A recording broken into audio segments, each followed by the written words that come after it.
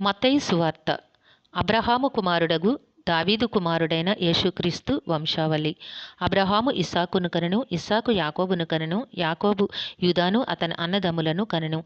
యూదా తామారునందు పెరెసును జరహును కనెను, పెరెసు ఎస్రోమును కనెను. ఎస్రోము ఆరామును కనెను, ఆరాము అమీనాదాబును కనెను. అమీనాదాబు నయస్సోనును కనెను, నయస్సోను సల్మానును కనెను.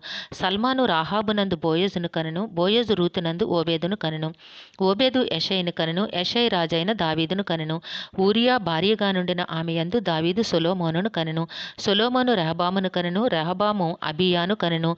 అబీయా ఆసాను కనెను, ఆసా యెహోషాపాతును కనెను. యెహోషాపాతు యెహోరామును కనెను, యెహోరాము ఉజ్జియాను కనెను. ఉజ్జియా యోతామును కనెను, యోతాము ఆహాజును కనెను, ఆహాజు హిజ్కియాను కనెను. దేవుని నామమునకు మహిమ కలుగును గాక. Amen, amen, amen.